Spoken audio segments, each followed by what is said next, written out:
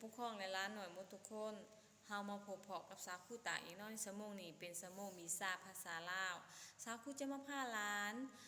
เฮียนหูเกี่ยวกับความสำคัญของสัตว์เนาะว่าเป็นแนวไห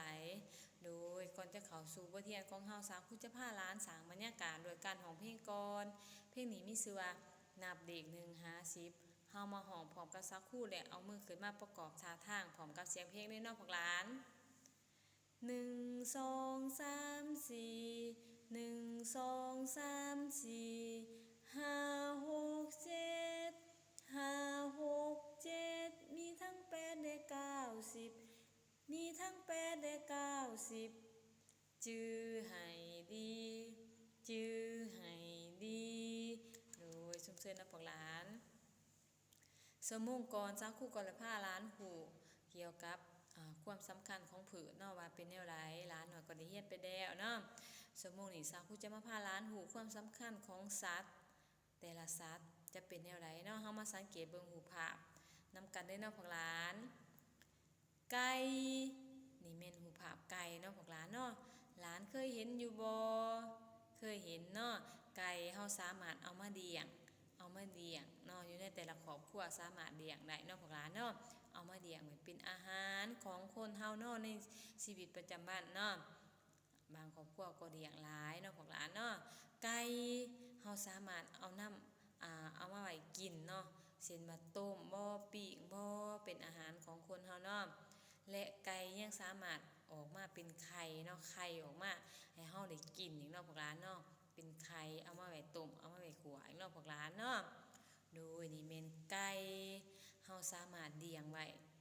เพื่อเป็นอาหารของคนเฮาเนาะหรือว่าเลี้ยงไว้ได้หลายก็สามารถเอาไปขายไว้ตามท้องตลาดเนาะพวกหลานเนาะไก่โดยมาเบิ่งรูปภาพต่อไป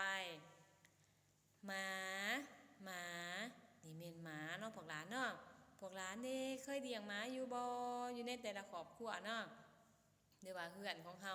สามารถเลี้ยงหมาไว้เนาะเพื่อเป็นเพื่อป้องกันคนบ่ดีบ่หรือว่าคนแปลกหน้าที่ว่าจะเข้ามาเฮือนเฮาเนาะเช่นว่าเจ้าของเฮือนบ่อยู่บ่เฮาสามารถให้หมานี่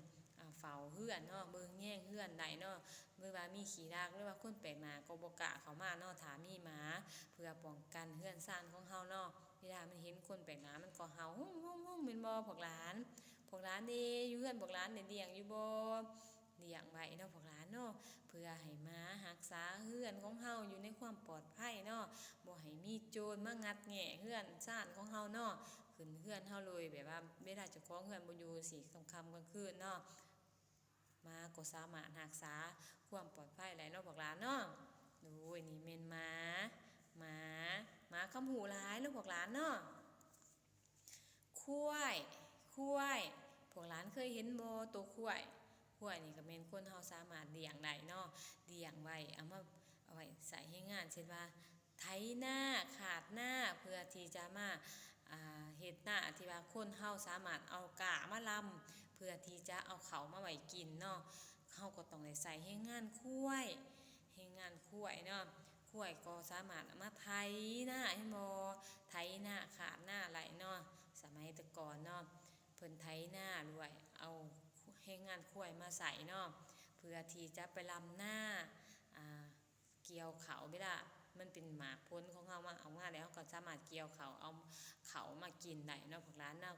ก็ได้มาจากให้งานควายที่ว่าไถนาขาดหน้าเนาะพวกหลานเนาะแต่ก่อนเพิ่นใส่ให้งานควายแม่นบ่พวกหลานฮู้อยู่บ่แม่นเนาะพวกหลานเนาะนี่แม่นควายเอามาเบิ่งต่อไปเนาะสร้างนี่ก็แม่นสัตว์ที่ว่าอาศัยอยู่ในป่าหรือว่าคนเฮาก็เอามาเลี้ยงได้เนาะเอามาเลี้ยงที่ว่าเป็นสถานที่ท่องเที่ยวเนาะหรือว่าสวนสัตว์ต่างๆเนาะเป็นสร้างที่ว่าเฮารักษาไว้เนาะเพื่อให้คนรุ่นต่อมาเนาะได้เบิ่งแย่งเนาะและเป็นสถานที่ไปท่องเที่ยวเนาะเบิ่งและสร้างยังเป็นบอนที่ว่าสำหรับให้คนเฮาเป็นนางดินเนาะที่ว่ามีนักท่องเที่ยวบ่เฮาสามารถเฮ็ดบ่อนนั่งที่ว่าทั้งหลังสร้างเนาะพวกหลานเคยขี่อยู่บ่หลังสร้าง โดยเป็นสร้างที่ว่าเฮาสงวนไว้เนาะเพื่อเป็นสัตว์ที่ว่าไว้ให้คนเฮาดูต่อมาพอได้ในเบิงเนาะพวกหลานเนาะสร้างเป็นสัตว์ที่ว่าใหญ่และสามารถใส่ให้งานสร้างได้อีกเนาะเช่นว่าแก่ไม้ทอนสามารถแก่ไม้ทอนอีกเนาะพวกหลานเนาะใส่ให้งานที่ว่าใส่แก่ไม้นักๆได้อีกแล้วก็สามารถเป็นไปพาคนไปท่องเที่ยวเนาะเบิ่งสถานที่จุ๊บๆงามๆได้เนาะพวกหลานเนาะสร้างสร้างนี่ความหมายความสำคัญของสร้างเนาะสามารถพาคนขึ้นนั่งทั้งดังสร้างเนาะแล้วก็ท่องเที่ยวเบิ่งสถานที่ต่างๆเห็นบ่พวกหลานเห็นอยู่บ่สร้างมันพาคนเนาะที่ว่านางดินแถวหน้าโดยพวกหลาน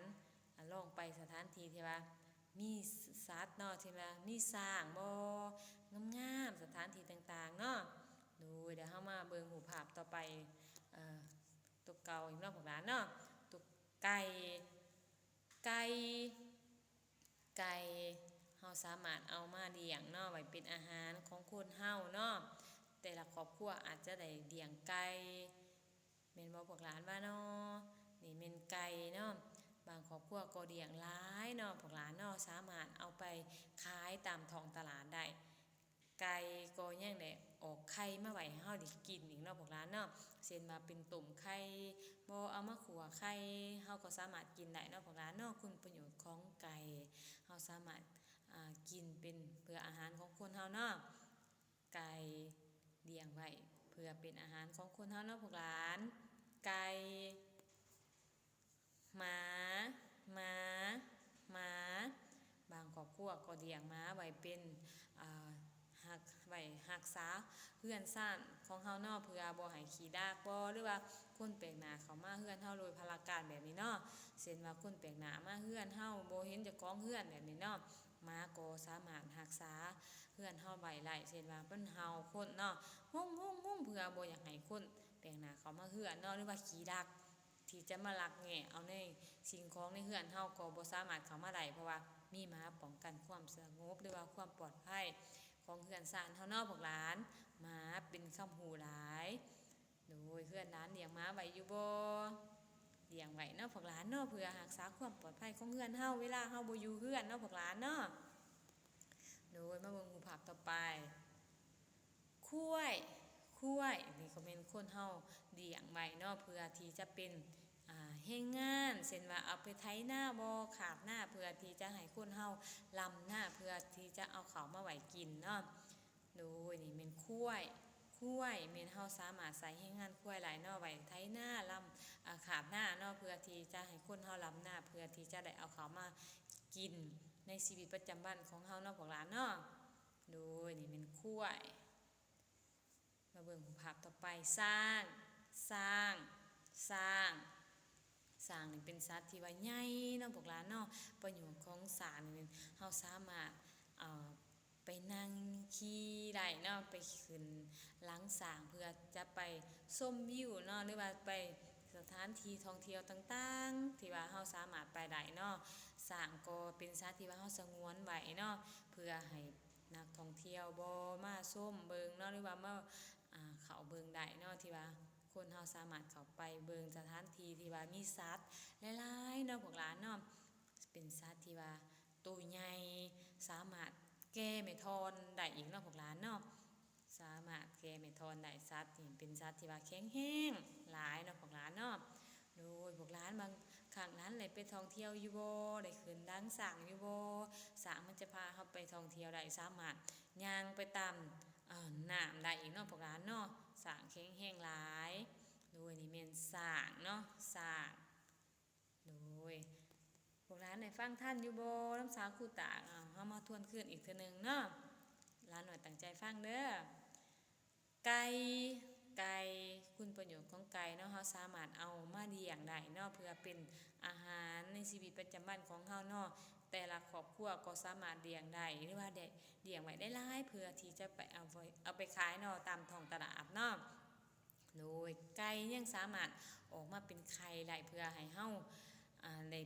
กินไข่ของ ไก่เนาะเช่นว่าเอามาขัวมาต้มได้เนาะพวกหลานเนาะเป็นอาหารให้แก่คนเฮาเนาะกินแล้วสุขภาพแข็งแรงโดยไก่เนาะพวกหลานเนาะ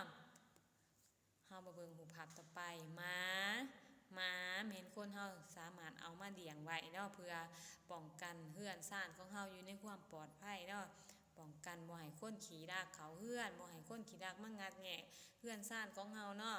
บ่ให้คนแปลกหน้าเข้ามาเฮือนโดยพลการแบบนี้เนาะหมาก็สามารถรักษาความปลอดภัยได้โดยหมานี่เป็นคำหูหลายเนาะโดยหมา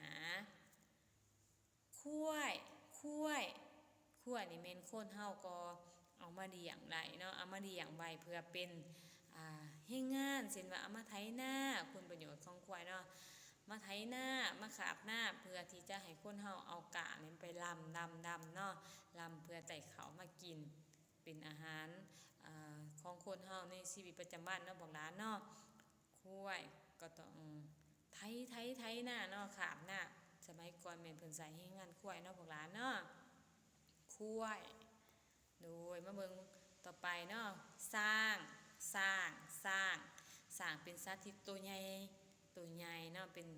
สัตว์ที่ว่าอาศัยในป่าหรือว่าคนเฮาเอามาเลี้ยงไว้อยู่บนสวนสัตว์บ่เป็นสัตว์ที่ว่าเฮาอนุรักษ์ไว้เนาะเป็นสัตว์ที่ใหญ่และแข็งแรงหลายสามารถแก้ไม่ทนได้แล้วก็สามารถพานักท่องเที่ยวหรือว่าคนเฮานี่ท่องเที่ยวสถานที่ต่างๆได้เนาะสามารถขึ้นขี่ดังสร้างได้เนาะพวกหลานเนาะสามารถสามารถลุยสถานที่ต่างๆเช่นว่าเป็นน้ำนี่ก็สามารถย่างขามได้เนาะสร้างเป็นสร้างที่แข็งแรงโดยนี่แม่นสร้างโดยพวกหลานฟังน้ำสาคูตาท่านอยู่บ่โดยสมมุตินี่เนาะสาคูก็ได้พาหลานหูความหมายความสำคัญของสัตว์เนาะแต่ละสัตว์สาคูก็ได้อธิบายให้หลานได้ฟังไปแล้วเนาะหวังว่าหลานหน่อยจะเข้าใจเนาะเกี่ยวกับสัตว์แต่ละสัตว์ที่สาคูได้เอามาให้หลานได้เบิ่งโดยสุดท้ายนี้สาคูขออวยพรใส่ให้หลานน้อยจงเป็นเด็กข้าหมู่ของพ่อแม่เด้อพวกหลานจงมีสุขภาพแข็งแรงบ่เจ็บบ่ไข้เนาะพวกหลานเนาะเวลาอยู่เฮือนบ่ดื้อเด้อตั้งใจเรียนหนังสือหลายๆโดยสมมุตินี้สาคูจะพาหลานเรียนซำนี้ก่อนสมมุติหน้าเฮาคอยเจอกันใหม่บ๊ายบาย